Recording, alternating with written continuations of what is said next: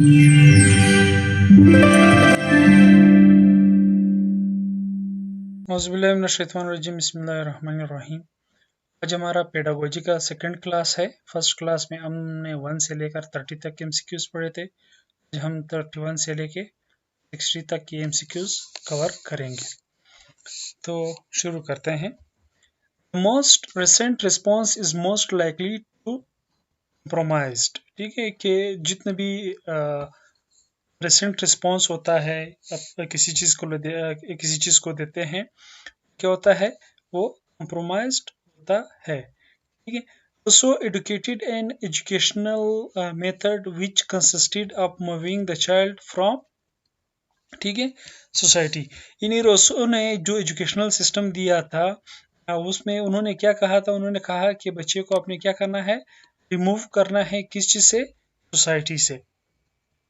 ठीक है। तीसरा क्या कह रहे हैं, Who educated removing the child from their mother's care, यानी ये किसने एडुकेट किया था या बताया था कि बच्चे को अब क्या करें, दूर करें अपने मदर की केयर से। and raising them as the ward of the state, और उसको स्टेट के वार्ड के तौर पर राइज करे, ये प्लेटो ने कहा था। अच्छा, the famous book the Republic was written by Plato, जो मशहूर बुक है, किताब है द रिपब्लिक, किसने लिखी है, प्लेटो ने लिखी है। अच्छा, all who have dedicated on the art of the governing mind, यानी वो तमाम जो गवर्निंग माइंड पे वो क्या करते हैं, वो मेडिकेट करता है। have been convinced that the fate of the empire depends on the education of the youth, यानी वो ये कह रहे हैं कि जो आपका एम्पायर होता है वो किस चीज़ पे डिपेंड करता है, आपके यूथ के एजुकेशन पर। ये किसकी सेइंग है, ये अरिस्टोटल की सेइंग है।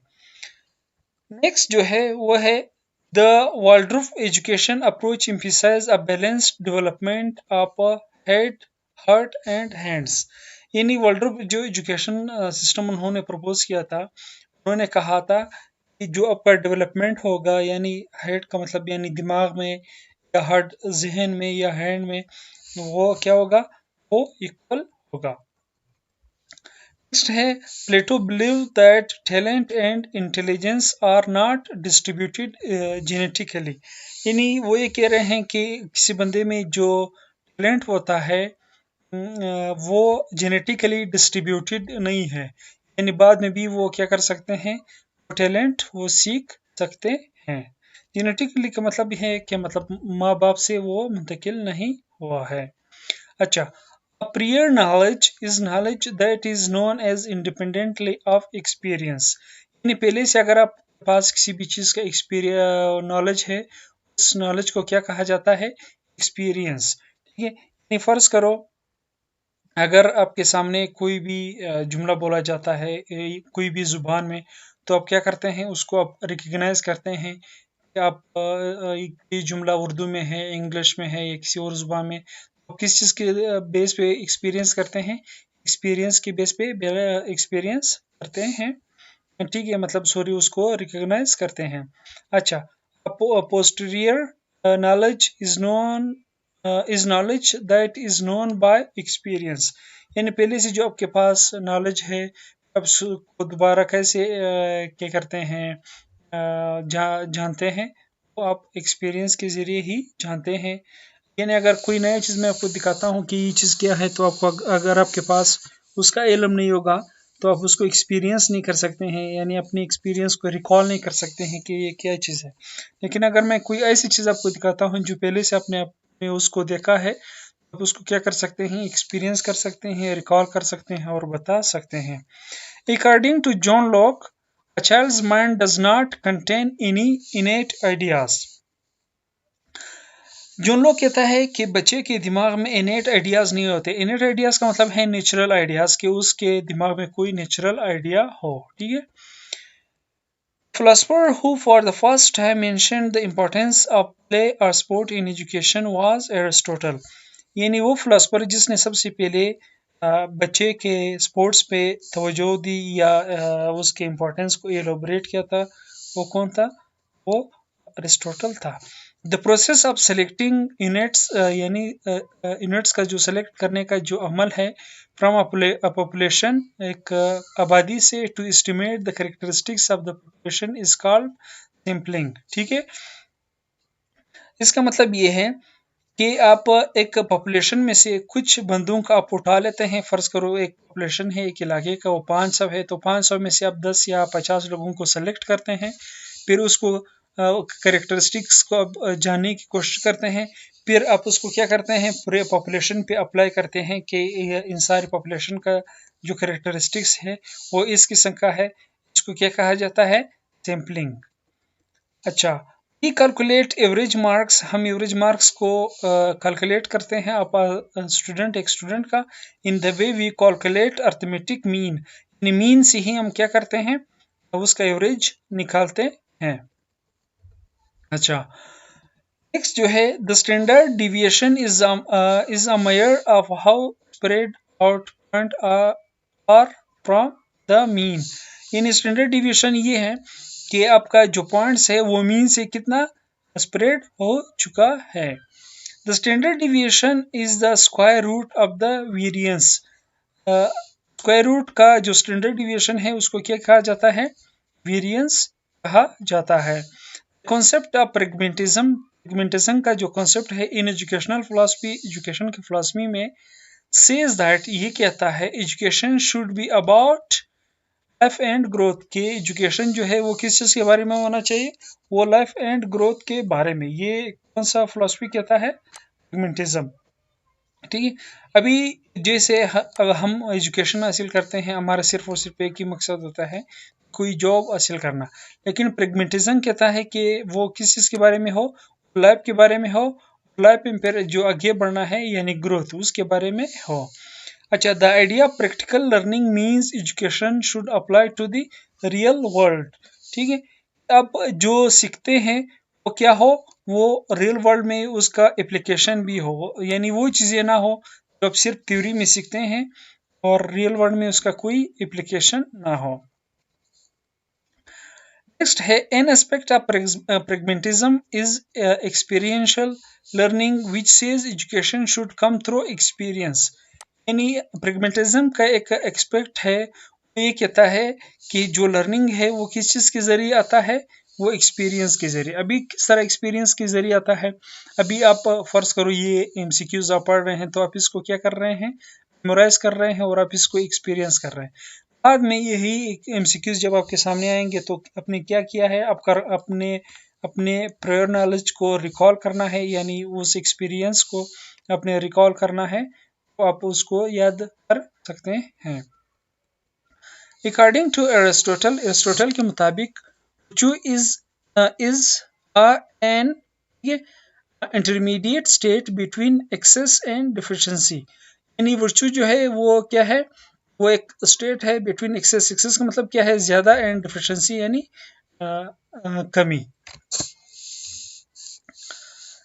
अच्छा, in case of spending money the virtue is generosity between wastefulness and स्ट्रिंगनेस।